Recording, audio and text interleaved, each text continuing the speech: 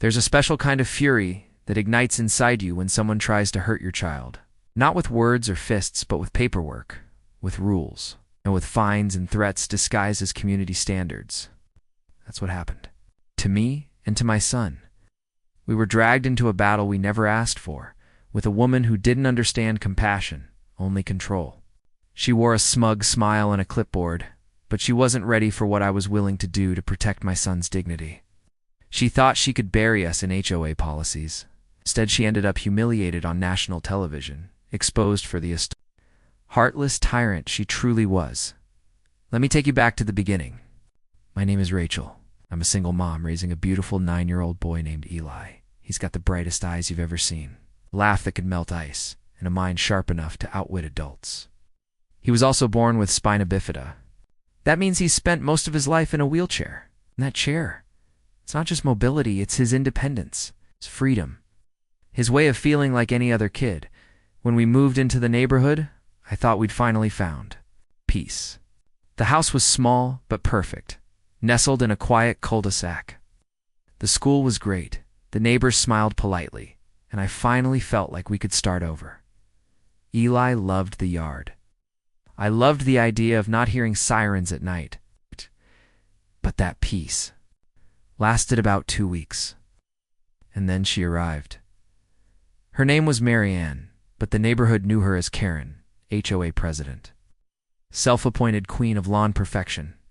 She introduced herself while I was unpacking boxes, strutting up the driveway, like she owned it. "I like to meet all the newcomers," she said, without even asking my name. "Just a heads up, we take rules very seriously around here." That was our first warning. The second came a few days later when Eli's physical therapist came by to evaluate our entryway. Said, "We'll need a simple ramp here, Rachel. Nothing fancy, just a safe incline and some railings." I nodded. I'd saved up for it, already contracted a contractor, and was ready to get started. Eli watched quietly, excited that he could finally wheel himself into the house without needing me to lift him every single time. We submitted the request to the HOA. The next morning, exactly like the handbook required. Photos, measurements, contractor license info. I even included a note saying we were open to paint color suggestions so it would match the house trim. A week passed. Nothing. Then 2. On the 15th day, I got the letter. Application denied. Exterior additions must conform to the aesthetic. Uniformity of the community. Ramps are discouraged unless medically mandated and aesthetically concealed. I stared at the paper. Medically mandated? Was the wheelchair not enough? I called the HOA office. I got Marianne's assistant. She confirmed that ramps alter the look of the house and that I could reapply with alternative options that don't disrupt the symmetry. I hung up before I said something I'd regret. That night, I cried in the garage. Not because I couldn't build a ramp. I could, I would. But because I knew what it meant. Every inch of this neighborhood was a battlefield. My son's dignity was under attack. I decided I wouldn't wait for permission. I hired the contractor, built the ramp, discreet, clean, beautifully painted. It was safer than half the porches on the block. Eli was thrilled. For the first time, he rolled out of the house by himself, threw his arms in the air, and yelled, "I'm free." That moment lasted exactly 3 days. On the 4th morning, I walked outside to find a bright orange notice nailed to our mailbox.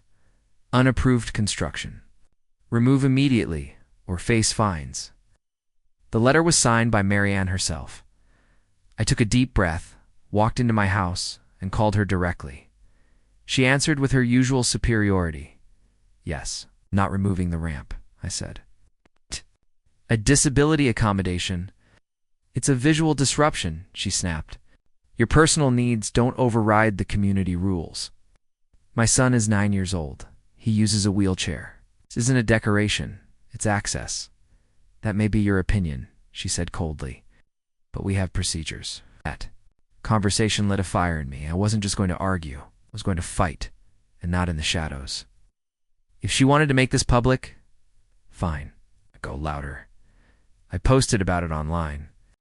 A photo of Eli using the ramp, smiling. I shared what the HOA said. what they demanded. I didn't expect much, maybe a few supportive comments. What I got instead was a tidal wave. People were furious. Parents of kids with disabilities, veterans, in wheelchairs, lawyers, teachers, even former HOA board members. The story spread like wildfire. Within 48 hours, a producer from a national daytime court show emailed me. They offered to fly us out, cover all expenses, and put the case in front of a retired judge. At first, I was hesitant. This wasn't about TV. This was about my kid. But when I saw Eli's face, when I explained that we could tell the whole country why this mattered, he said, "Let's show them I belong." So we went. In the courtroom, Marianne sat across from me, smug and polished in her beige suit. She had paperwork, policies, and a laminated copy of the HOA handbook. I had Eli. I had our story. I had the truth. The judge listened patiently. She asked Marianne why the ramp was such an issue. Marianne replied, "It's about property, values, uniformity. If we make exceptions for one person, it sets a precedent." The judge leaned forward. "Do you understand what the Americans with Disabilities Act is?" Marianne stuttered. "Well, we're a private community. We follow our own guidelines." "Your guidelines," the judge interrupted, "do not supersede federal law. And denying a child access to his home? That's not enforcement. That's cruelty." The courtroom clapped. Marianne went red. The verdict was swift. The HOA was ordered to allow the ramp. They were also warned to revise their policies or face real legal consequences. But the best part is the episode aired just 2 weeks later. Millions of viewers watched a woman try to humiliate a disabled child and lose. Back home, things changed. Fast, neighbors who once ignored us waved more. One family baked Eli cookies. Another offered to help repaint the ramp if we ever needed. Marianne resigned from the HOA due to stress. A new board was elected. It passed a new accessibility policy, explicitly protecting ramps, railings, and other accommodations. But the best moment came from Eli himself. One day we were sitting on the porch when he turned to me and said, "Mom, I think you're my superhero." I laughed, wiped my eyes, and said, "No, baby, you're mine." To anyone out there dealing with HOA nonsense, with people who care more about shrubs and siding than your humanity, don't stay silent. Don't wait for permission to stand up. Make noise. Fight back. And if you can, take them to court. Let the whole world see who they really are. Because sometimes justice doesn't knock politely.